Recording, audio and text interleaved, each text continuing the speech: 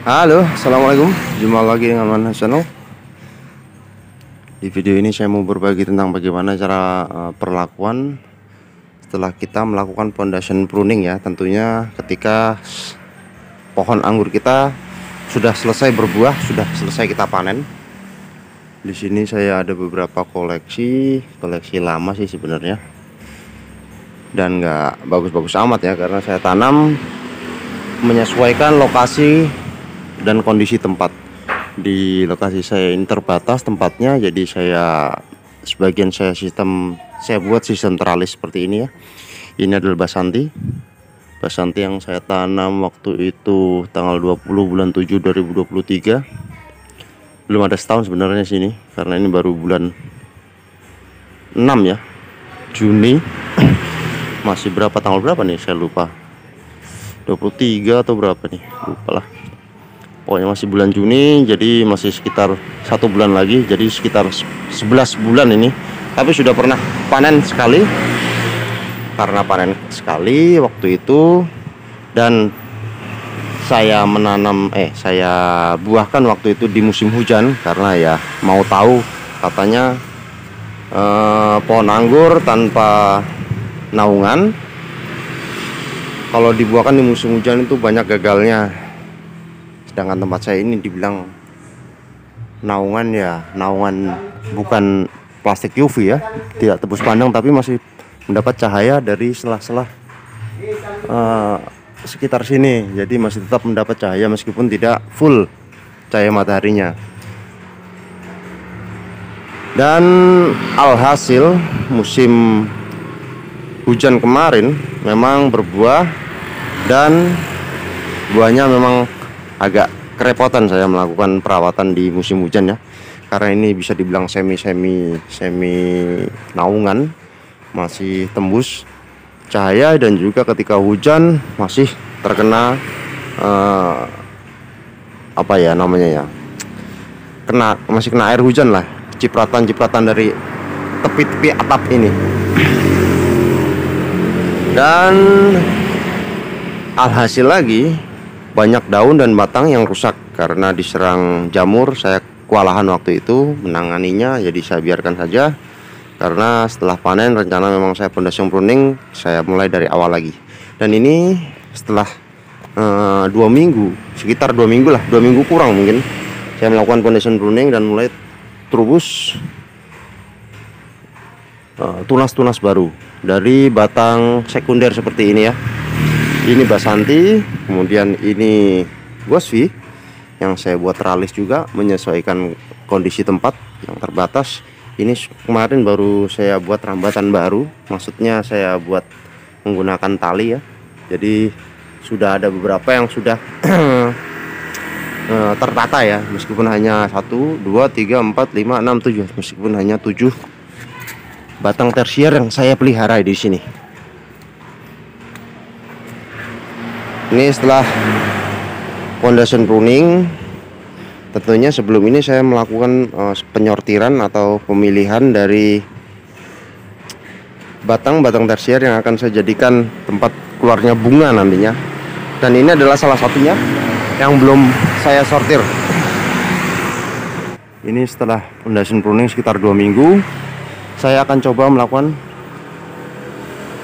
penyortiran atau pemilihan batang tersier yang akan saya jadikan sebagai tempat keluarnya bunga atau tempat berbuah nanti. Ini juga sudah pernah berbuah sekali ya. Contoh seperti ini. Ini ada 2 ya kan, kelihatan? Ini 1, ini 2. Saya akan pelihara yang vigor, yang besar ini, dan yang kecil ini saya buang. Nah, terkadang ketika kita melakukan foundation pruning, jika kondisi pohon itu memang bagus, dia membawa bunga seperti ini ya. Meskipun ini bunga PHP, ini juga.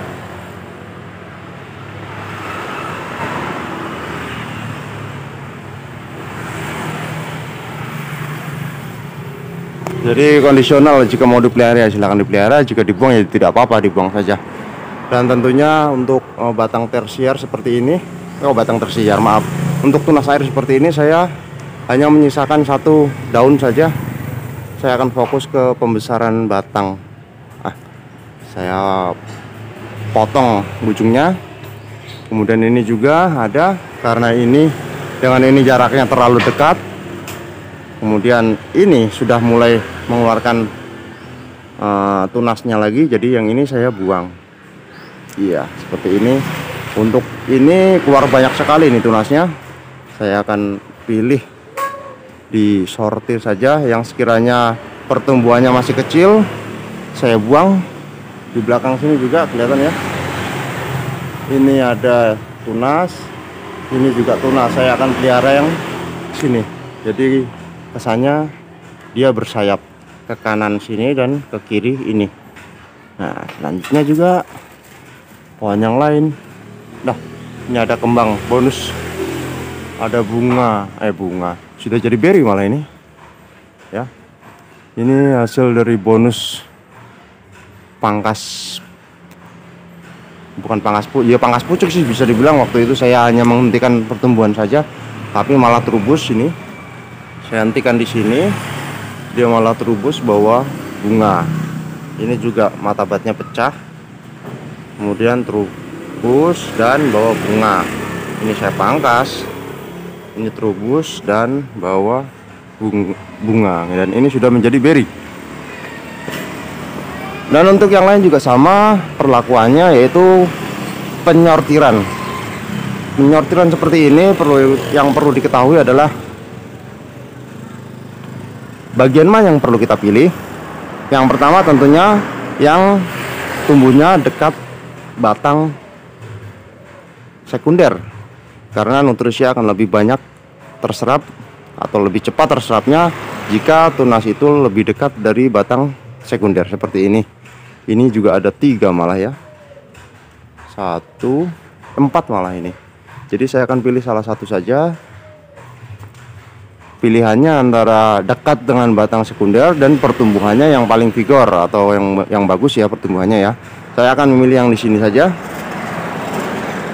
di dekat bekas batang tersier yang sebelumnya, karena batang ini sudah terbiasa mengalirkan nutrisi di musim lalu dengan membawa buah ya. Saya akan pelihara ini, dan ini juga saya pangkas.